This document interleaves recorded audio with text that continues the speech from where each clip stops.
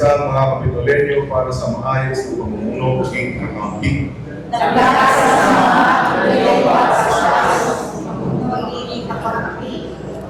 Buong puso kong tinatanggap ang pananagutan.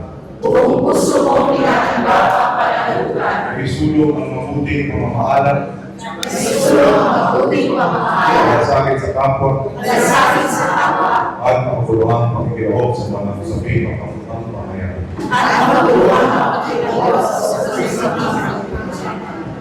Pagtatagal ko ang katotohanan.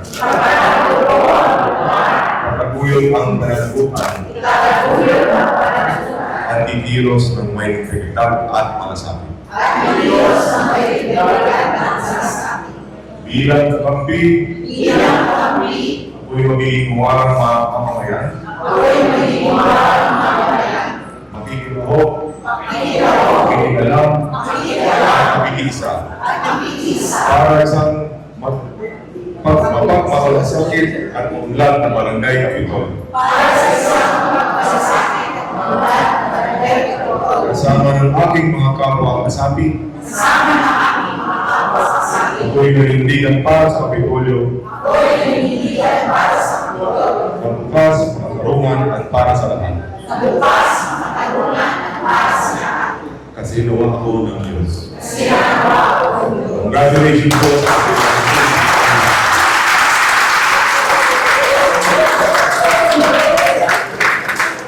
Good afternoon po.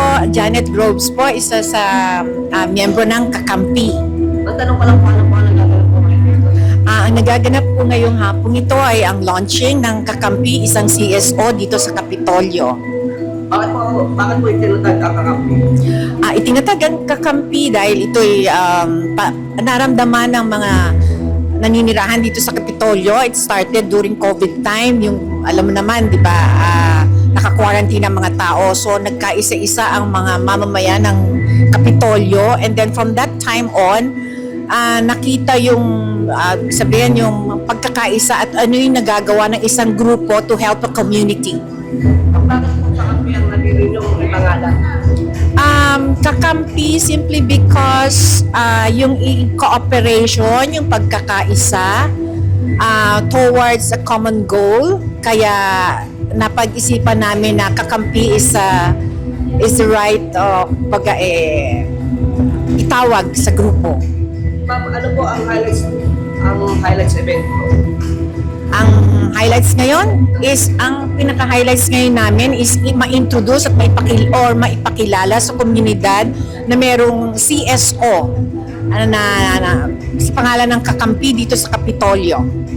Sino po ang mga dumalo po ngayon? Ang mga dumalo ngayon ay ang mga pamunuan ng CSO, ng City Hall at ang mga opisyalis natin dito sa barangay, and also yung aming mga kababayan dito sa Kapitolyo. Ano po ang mga plano at programa na nais gawin po ng grupo? Ang mga programa na nais gawin ng Kakampi ay una is makiisa sa gobyerno, pamalakad ng gobyerno para sa ikaunlad ng community, most especially yung transparency and good governance at yung partisipasyon ng mga mamamayan ng Kapitolyo sa ikauunlad ng community. Paano niyo po isusulong ang participatory governance? Paano isusulong ang participatory governance? Well, siguro by imparting sa mga mamamayan yung awareness kung anong maiaambag nila sa community at kung paano natin mapauunlad at may pasusulong at maging kaagabay ng ating gobyerno. Mensahe sa Pasigueño, unang-una, I'm so proud na ako ay isang Pasigueño. Siguro kailangan natin walang ibang magmamalasakit sa ating siyudad kundi tayong mga mamamayan. So, dapat nating pahalagahan at mahalin ang ating community at maging kaisa tayo sa pamamalakad ng ating pamahalaan. Maraming salamat po. Kapartner din kami sa Kapitolyo-wide Halloween activity last year. Dahil dito, yumaman ng mga dentista kasi nasira ang mga bibig ng mga bata. Sa dami ng dentist na pinagbigan. Earlier this year, we organized din kasi sa Lapa. Ayaw bilang sa BSF, pati na rin sa mga ELS. Baka next year, pati na volunteers ng fire brigade. Congratulations to the entire the new officers of the county. Nandun ako kasi at least dito sa Barangay Capitolio, you want to be involved. You want to be part of the solution. You want to be part of coming up with new ways to make a government more efficient.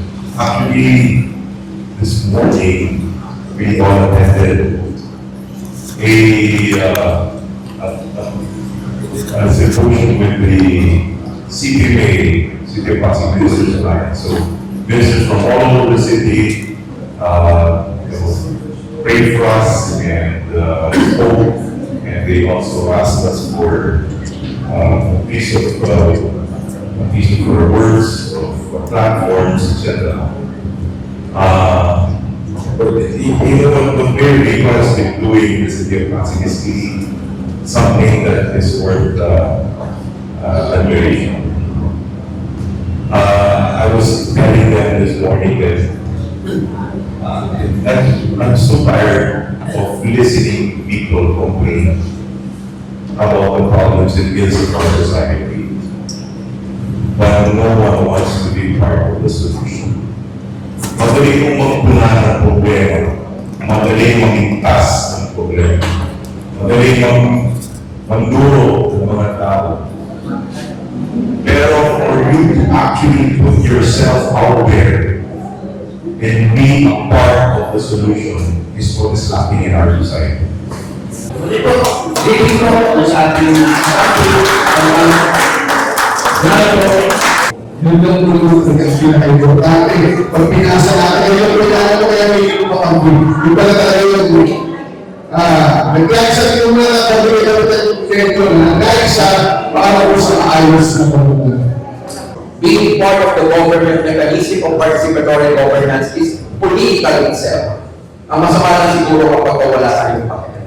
So yun lamang po, maraming salamat po sa I'm very proud sa mga nalito ng CC at looking forward na makapartner kayo ng praxis. Papataan sa makalini at looking forward po kami makasama. Nagkakaisa Kapitolyo para sa maayos na pagmumuno. I really agree na talagang we should all strive to come together for good leadership, for good leaders. No? Kasi ako naniniwala po ako that we are all a reflection of the leaders that we choose. Kung sino po ang hinahalal natin, yan po tayo, yan po ang nasa puso natin, yan po ang nasa damdamin natin. And I do believe talaga na mga leadership pinipili natin should embody what we value most, what our principles are, what our faith helps us to become. Congratulations po sa kami and sana po masamahan niyo po kung paano po natin dinover. Hindi lang po ang senior citizen, pero paano po tayo namumuno sa ating bunso ng klase. Congratulations po! Kami po sa meeting ng Pasig, hindi po namin ipapasalit sa pera ang dignidad namin.